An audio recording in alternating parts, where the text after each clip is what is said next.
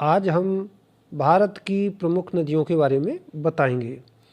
भारत में कौन कौन सी प्रमुख नदियां हैं जो 6, 7, 8 से 10 कक्षा 6, 7, 8, 9, 10 इन क्लासों के लिए तो आती ही हैं। ये कॉम्पिटिटिव एग्ज़ाम के प्रश्न भी इसमें बताएंगे कि नदियों के बारे में जो विशेषताएं उनके बारे में बताएंगे। पहले बात करते हैं, सबसे पहले बताते हैं हम सिंधु नदी, सतलज नदी और ब्रह्मपुत्र नदी। इन तीनों नदियों का उद्गम मानसरोवर झील के पास से है। ये तीनों नदियों की कुछ विशेषता हैं, उनके बारे में बताएं कि ये सतलज जो ब्रह्मपुत्र नदी है ये तिब्बत से हो गुजर के और कुछ अरुणाचल चीन के कुछ हिस्से में से होकर और भारत में प्रवेश करती है। तो इस ब्रह्मपुत्र नदी का तिब्बत में नाम है सपांगो। तिब्बत में इसका अन्य नाम से जानी जाती है, वो उसे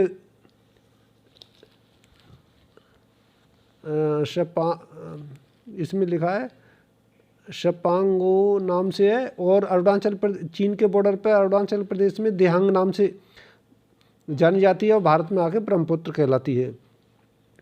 और ये नीचे मेघना लिखा हुआ है मैप में।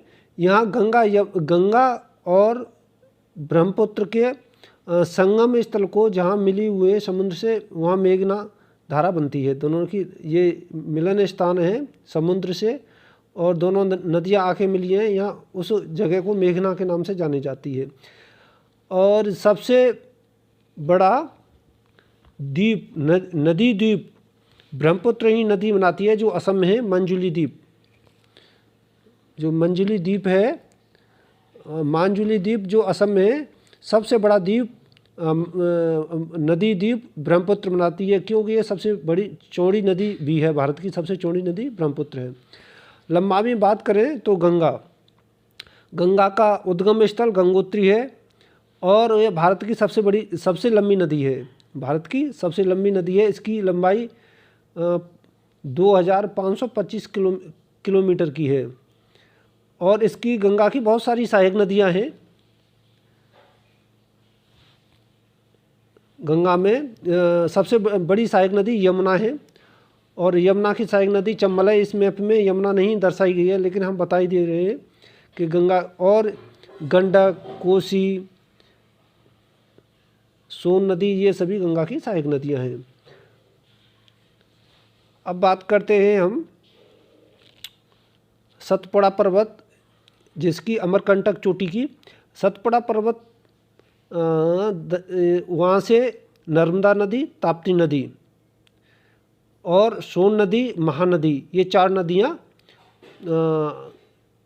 ये सतपुड़ा पर्वत की अमरकंटक चोटी के पास से ही निकली हैं। नर्मदा नदी अमरकंटक से निकली है और तुम्हारी सोन नदी और महानदी ये तीनों अमरकंटक की चोटी के से निकली हुई हैं। अब इनके बारे में अब बताएं हम दक्षिण भारत की नदियाँ हैं। दक्षिण भारत की नदियाँ गोदावरी, कृष्णा, कावेरी, ये दक्षिण भारत की नदियाँ हैं। ये गोदावरी नासिक के पास से उद्गम स्थल है और इस कृष्णा नदी का महाबलेश्वर से और ये ब्रह्मांडी से इसकी है कृष्णा का। इन पे कुछ बांध भी बने हुए हैं। कृष्णा नदी पे नागार्जुन बांध है।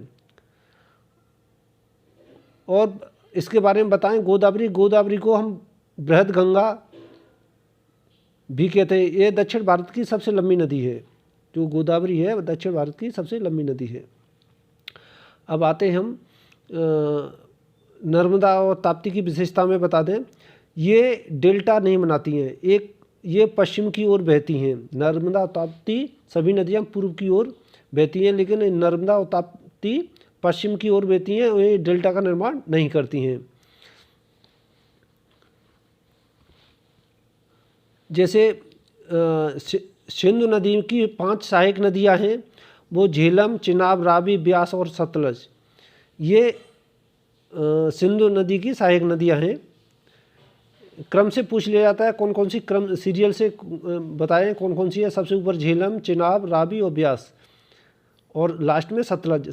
भारत का सबसे बड़ा बांध भाखड़ा नंगल बांध सतलज नदी पर बना हुआ है। और भारत का सबसे बड़ा बांध हमने सतलज नदी पर बताया। और सबसे लंबा बांध हीराकुंड बांध ये महानदी पर है, जो अमरकंटक से निकली है महानदी, उड़ीसा की तरफ जाती है। जो मैप में दिखाई दे रहा है, क्या कहते हैं, महानदी लिखा हुआ है, उस पर हीराकुंड बांध बना हुआ है, सबसे लंबा बांध है वो।